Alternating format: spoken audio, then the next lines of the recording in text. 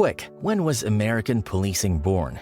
You might say Boston, 1830s, maybe New York? Nah, that's wrong. Try South Carolina, 1704, and the job wasn't catching criminals, the job was darker, way darker. Just ask Gerald here. It's 2 in the morning, it's cold, his horse hates him, and instead of lying in bed like a Christian, Gerald is riding a dirt road in colonial South Carolina carrying a whip, a rope, and a musket, because somewhere out there in the dark, a man has had the audacity to want to not be owned. It's poor Gerald's job to catch him, and guess what? Nobody thanks Gerald for this. Nobody pays Gerald for this. Gerald has a farm to run, and every third night he's out here doing volunteer work so the GDP of the colonies doesn't crash due to the lack of workforce on the farms. Truly, who is the real victim of slavery? You're kidding me, right? To understand Gerald's suffering, we need to visit his employer's founding, because American law and order has a birthday. In 1704, the colony of South Carolina passed a law creating the first official government-sanctioned slave patrol, armed bands of white men folded into the militia, riding fixed routes to hunt escaped enslaved people, check passes, and break up gatherings. The business model wasn't even original. It was imported from Barbados along with the planters who'd perfected it there. Keeping the peace, also known as armed asset protection for the owning class. And here's the thing about Gerald, he genuinely resents this. Most patrollers didn't own slaves. They were poor men, legally forced to guard rich men's property, and they complained about it constantly. The state heard those complaints, took a long, thoughtful look at the situation, and responded. I don't even own anybody. Why is this my problem? Oh, my little poor fellow American, us rich people simply don't care. It will cost you $10 if you skip. For Gerald, $10 was about a month's income, not a fine for cruelty, but a fine for insufficient enthusiasm. Now, here's what Gerald's exhausting night looked like from the other side of the road. In the 1930s, the federal government interviewed formerly enslaved people about their lives. Asked about the patrols, one woman put it plainly. They just like policemen, only worser. She described what worser meant. If you were caught off the plantation without a written pass from the man who claimed to own you, the patrol whipped you until you were black and blue. 15 lashes for women, 30 for men, just for being outside. If you were enslaved in the American South, you could not legally exist off the plantation without a written pass, a hall pass essentially. To understand why one piece of paper had that much power, you need to understand what South Carolina actually was. By the 1730s, enslaved people outnumbered free people in the colony, and in the rice country around Charleston, it was more than 2 to 1. Everything the colony earned came from rice and indigo, and all of it was grown by people forced to do it. So, a small group of white owners was sitting on top of a huge population that had every reason to want them gone, and they knew it. Every law they passed while doing that math in their heads. So they built control into everything. Curfews, no gathering in groups, no drums because drums could send messages from one plantation to the next, no reading, no writing. In Charleston, enslaved workers had to wear stamped copper badges, actual metal tags, basically a license plate for a human being, just to walk through the city legally.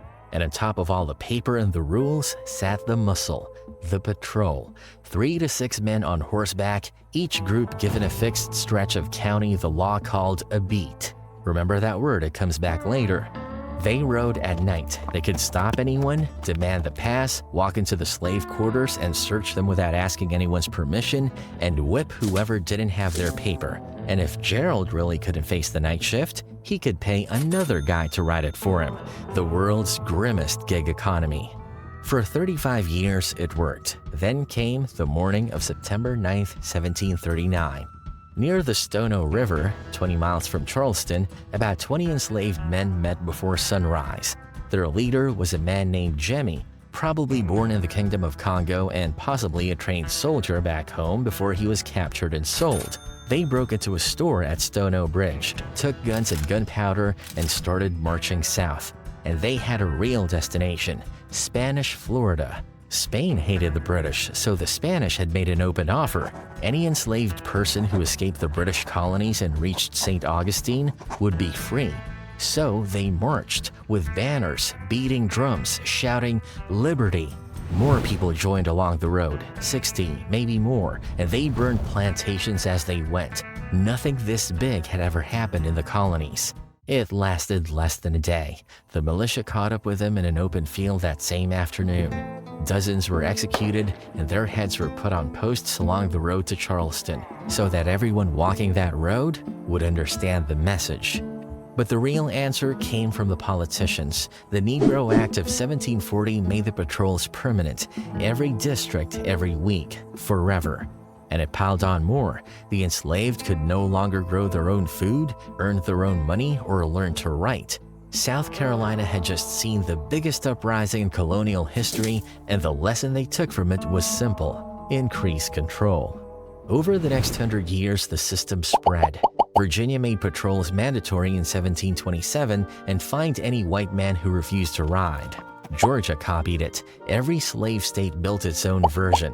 Riding a beat became a normal part of life, as ordinary as jury duty, except the duty was hunting people. And the men at the top? They felt great about all of it. In 1837, Senator John C. Calhoun stood up in the United States Senate and said slavery was not evil. It was, in his words, a positive good.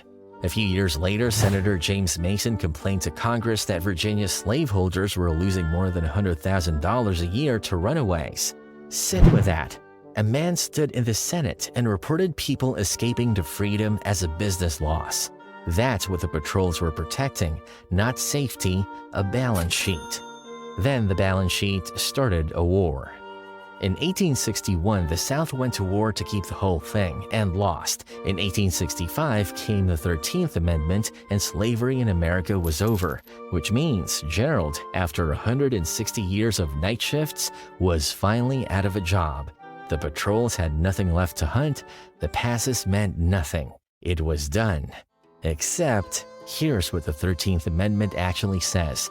Neither slavery nor involuntary servitude shall exist in the United States, except as a punishment for crime. Read those 5 words again. Except as a punishment for crime. Slavery wasn't banned. It was banned unless you'd been convicted of something. So if you could turn a free black man into a criminal, you could legally own him again. The country abolished slavery and left the receipt for it inside the same sentence. And the South noticed immediately. Within months of losing the war, Mississippi and South Carolina passed a new set of laws called the Black Codes. The star of the show was the vagrancy law. It was now a crime for a black person to be unemployed, and employed meant one thing: under contract with a white employer. So you were free. Free unless you didn't have a job and you couldn't just work for yourself because working for yourself didn't count. Free then as long as you worked for a white man on a white man's terms or went to jail. And here's how the trap closed. Get arrested for vagrancy. Get fined an amount you cannot possibly pay. Then the county auctions you off to a white planter, very possibly the man who owned you last year, and you work off the debt on his land. Mississippi even put a bounty on it, $5 plus 10 cents a mile to anyone who caught a black worker who'd left his employer and dragged him back. A per-mile rate for returning a free man. Slavery ended in 1865. The paperwork for the replacement was filed the same year, which leaves one question. All these new arrests, all these new law and order, who exactly was out there enforcing it? The patrols were technically disbanded after the Civil War. The men in them were not. They were still there. Same counties, same horses, same guns. And over the next 30 years, those men found 3 new homes. In order. Home number 1, the courthouse. The Black Codes needed enforcing. Someone had to make the arrests and haul men to the vagrancy auctions. The counties hired the men who already knew the roads. Yesterday's patroller became today's constable or a sheriff's deputy. Different title, same job. Home number 2, the hood. In 1966, in Tennessee, a group of Confederate veterans founded the Ku Klux Klan. Everything the Klan did, riding at night, invading homes, whipping people, terrorizing anyone who stepped out of line, was the old patrol playbook, page for page. And the Klan didn't work against the local law. It worked with it. In town after town, the deputy who arrested you by day and the hooded man at your door by night were colleagues, often the same man. And the Klan's first national leader is the perfect example of how one man moved through this whole system. Nathan Bedford Forrest, before the war, one of the richest slave traders in the South. During the war, a Confederate general. After the war, the Klan's first Grand Wizard. 3 titles, 1 career. When Congress called him in to answer for the Klan's violence, Forrest said he wasn't a member. He'd merely heard of such an organization.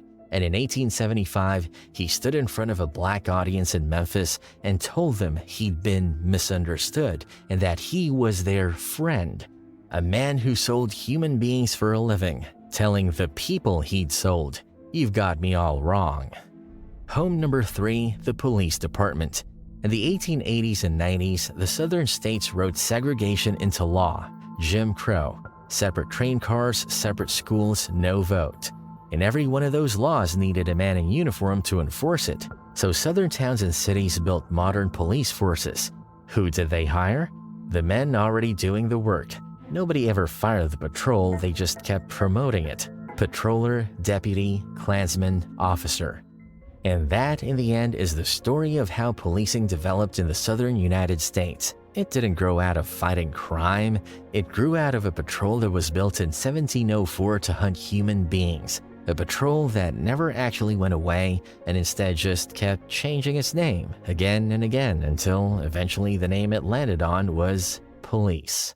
Now, to be fair about it, this is specifically a southern story. Policing in the North came from something genuinely different, from city night watches, from men walking around after dark checking that the locks were shut. So that's a separate route entirely. But when it comes to the South, even the historians who push back hardest on this whole argument end up agreeing, because in their own words, the slave patrols evolved seamlessly into Jim Crow policing.